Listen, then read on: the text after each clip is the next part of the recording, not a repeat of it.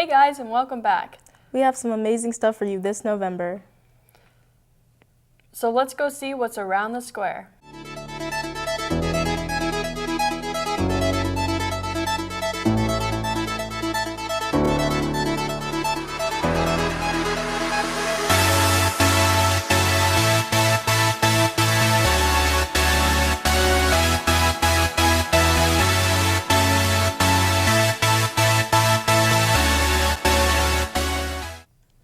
This past weekend, we had the Veterans Day program thanking all of the veterans of Arlington. Let's go check it out. This November at the Arlington Town Square, the World War I and Vietnam veterans were there to talk about how their experiences went in the war. First, it started out with a Vietnam veteran talking about how he got captured in the war and still made it out alive after being beaten by the other prisoners because he was the only American there. The Arlington Middle School band was there playing the national anthem. The opening prayer was said by a man named Gordon Mayers from the Loving Word Lutheran Church. Taps performed by Jake Brady, playing the trumpet for the Arlington Middle School band, did a fantastic job, and the fact that he was very clean with his notes and did not stop and start over if he was messed up. All in all, the Veterans Day ceremony went very well. There were a lot of important information, and it helped the younger kids' generation learn what war is all about. Thank you for your service. There are many buildings that are in the square. Let's take a look at the most famous of these buildings. Arlington Square has many shops and attractions, including the famous S.Y. Wilson Company. S.Y. Wilson has been around for over 124 years and is still here today. An antique store before it was recreated in 2015 to be a shopping attraction. Its very popular name is known all around Arlington and is frequently visited by many people in the Arlington area. They sell clothes, shoes, accessories, cologne, and more, as well as a variety of hunting equipment and children's toys. They are open from 10 a.m. to 6 p.m. on Monday through Thursdays, and on Sundays, they are open from 11 a.m. to 5 p.m. This weekend, we have Christmas on the Square. That's right, and it's going to be a blast. We have an interview with Deborah Wiseman, who is in charge of this amazing event. Hey guys, what's up? I'm Alora with Around the Square, and today we'll be interviewing Miss Deborah Wiseman, who's, I guess, in charge of the Christmas on the Square. So,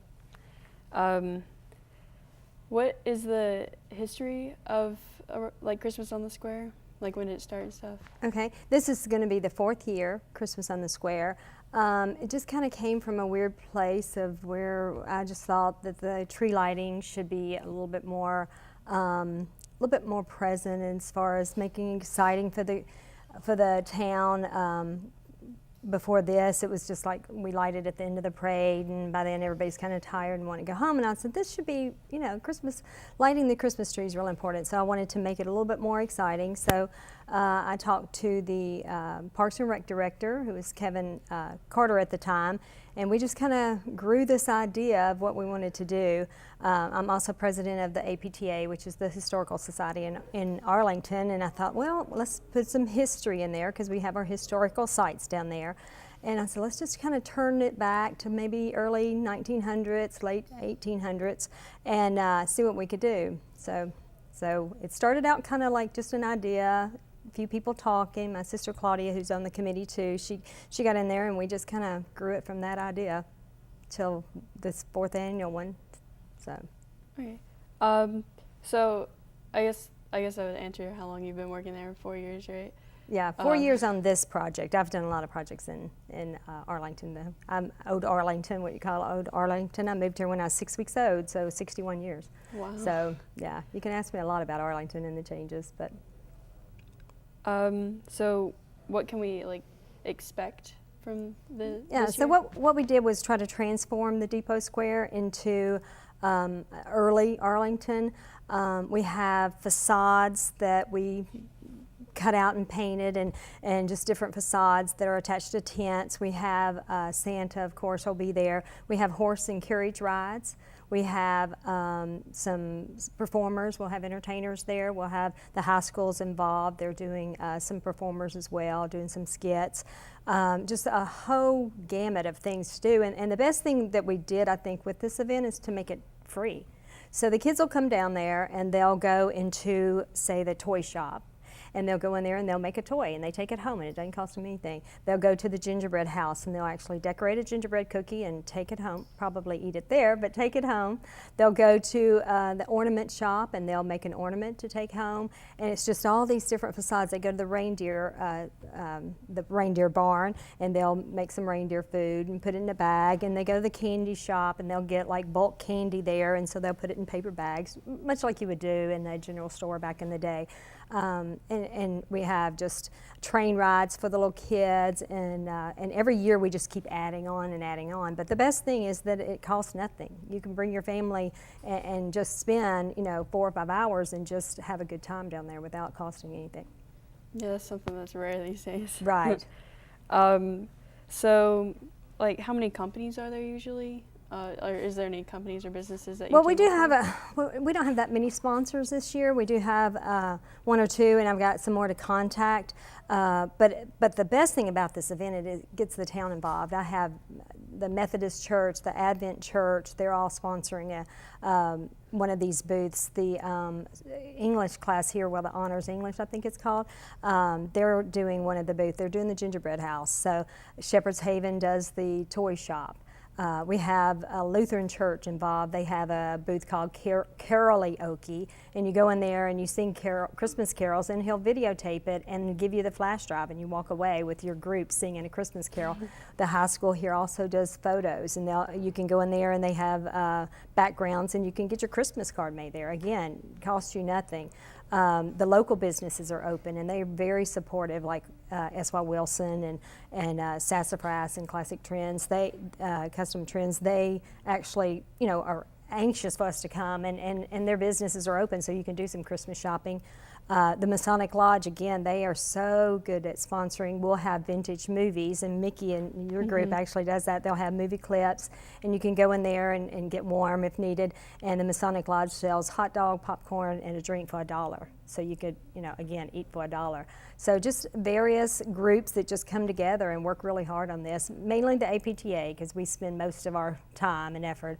And then Santa Claus, again, that's sponsored by the APTA. We put that together, and he has a huge cottage that you'll go into and all that. But yeah, so just, it's really a community event. I have to say it's really a community event.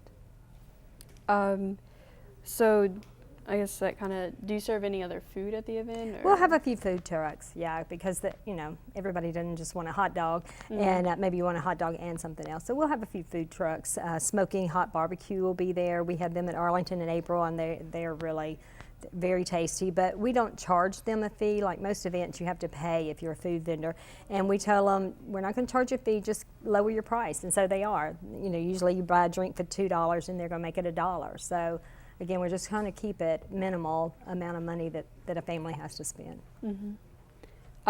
So what do you when do you start planning for this? All year, basically all year. But I'll start having the first meetings about in July, and then just, this year it was a little bit different. Last year, Kevin, like I said, at the Parks and Rec Department was here, and he kind of organized the meetings and all that, but he's no longer here, and during that transition is when we really started working on it. So I've kind of taken more of the, more on my plate this year. And had a lot of conversations. So I've been emailing, calling people for months and months. Yeah, takes most of the year to always be thinking about it. And what happens every year, when we started out, we planned for 300 kids. We thought, it's new, 300 kids, that's more we'll get. Well, we ran out of everything. I mean, every booth ran out of everything before we were ready to close. So we said, okay, 500. And 500, we ran out of everything. So this year it's 800. We're doing 800 kids. So that's 800 cookies and 800 toys. So we're just hoping we don't run out again. But it's hard to plan. But it was the best attended event in Arlington the very first year. It was just so many people. So what's the most popular activity that you think? The carriage rides, because to go downtown and ride, these are the same carriages that Memphis has, the same company, and to ride a carriage, it costs a lot of money. So people line up for that. They really do. They enjoy that. And where the carriage goes is through the historical district of Arlington. So you pass all the historical homes. It's a good block, and so that's by far really the only place you stand in line. We were able to work out Santa last year to make it where there was no line there. So we were happy about that. We changed some things around so there was no line for Santa. That's very popular, with kids, but there's no real line there. So between the carriage rides and Santa, those are probably the two most popular. So as far as parking, obviously there's a lot of people there. Yeah. Is there like an specific overflow parking lot, or? No, not really. And this year was a challenge because of all the new growth in downtown. I don't know if you've been there, but S.Y. Wilson's has really expanded and built some buildings. And then now you have the soccer fields over there where the town is doing, adding on their bathrooms and such. So that took a lot of our parking. So it's been a challenge this year. We've had to totally revamp the layout and put Santa on the other side by the Masonic Lodge this year as opposed to where he was last year. So parking is going to be a constraint. Luckily, we have a company like H. Saga who said we can use his parking area, which is on the side of the opposite side of the railroad tracks in his business back there, and he's got a lot there. So it's always a challenge, but everybody knows, and we've been doing Depot Square type activities for a long time. Arlington April's there, which I happen to be in charge of now too. And you just park where you can. You just be as safe as you can. But between the churches and all that, it's not a bad walk anywhere you park. But there's about 3 churches within walkable space. The Arlington Abbey is also allowing us to park there. We've got a couple of designated handicap spots that you can use. We do have that. But yeah, parking's always a challenge, but you can't make enough parking for these kind of events. Yeah. It's just the nature of the beast. So how can people get involved in this year or next year? Mm-hmm.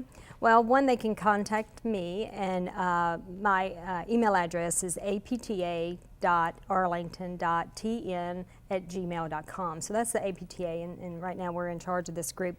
There's always need for volunteers. It's a massive project. I can always use people just coming down there and walking around in costume. That just adds. I know the high school's doing that, and I've got other people doing that. That just adds to the event, just to have people in period clothes. I need people to help with the road closures that can stand there and help making sure that when we close the roads that nobody comes through the barricades there. I need just performers. I could use some more performers. I have Grace Creek Church, their choir, which is amazing. Last year was their first year to come, and they just blew me away. And so they'll be there. I've got some other artists that are going to be there. Some of the schools, the elementary school, Donaldson School, whichever one can participate, their choirs will be there too. So I could always use some more entertainers. We kind of like to have them strolling minstrels as it would be back in the day. So we could use that, and then just people helping, with the booths themselves. Like Santa takes some hands-on to get the kids. And we try to entertain them while they're waiting in line. And so yeah, just any volunteer can come. The setup is always fun. We'll set up that Friday night and put all the facades up, and then Saturday is when we decorate.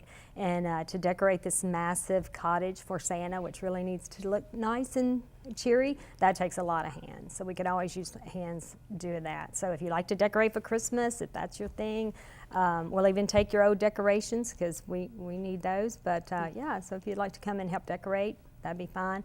And if you're just interested in anything that APTA does, which again, we preserve the history of Arlington. We have the museum, the blacksmith shop that's there. We have the log cabin and the post office, and then we have the Holy Innocents Church that's on Camel Street. And we do events in all these. So if you're interested in the history, preserving the history, please come join us. So probably the most popular question is, why is it in November, like before Thanksgiving? Yeah. Well, you can't do it Thanksgiving weekend. Everybody's out of town. The next weekend is the parade. And so by the time you get into December 8th, whatever those next weekends are, people are just booked. I mean, I don't know anybody that has free Saturdays in December. So we looked at the calendar when we first started and said, let's just kick off the season with it, and just based on the dates alone and everything that goes up after Thanksgiving, it just makes sense to do it. So. Last year we had the wind storm came through and we had to reschedule, and so we did. We put it like on the 8th or 6th of December, and the attendance was down. People are booked up by then. They've got other events. So we're hoping no rain, no windstorm this year, and see if that goes. So I guess that's it. That's it. Yeah. Okay. Thank you. Well, for thanks coming. for having me. Thanks Yeah. for having me. All right, well, back to you guys at the square. All right, sorry. Don't forget that it is this weekend, November 17th, 2018. It has no entry fee and food truck prices will be less than normal, so there is no reason you shouldn't go. If you do miss it, you should definitely go to the Christmas parade held December 1st. And if you missed the luncheon this month, be sure to go next month on December 12th, 2018 at 5:30. There will also be a ribbon cutting on November 27th at 11:30 for the new Olympic steak and pizza. That's all we have for this month, guys. So we will see you next time on Around the Square.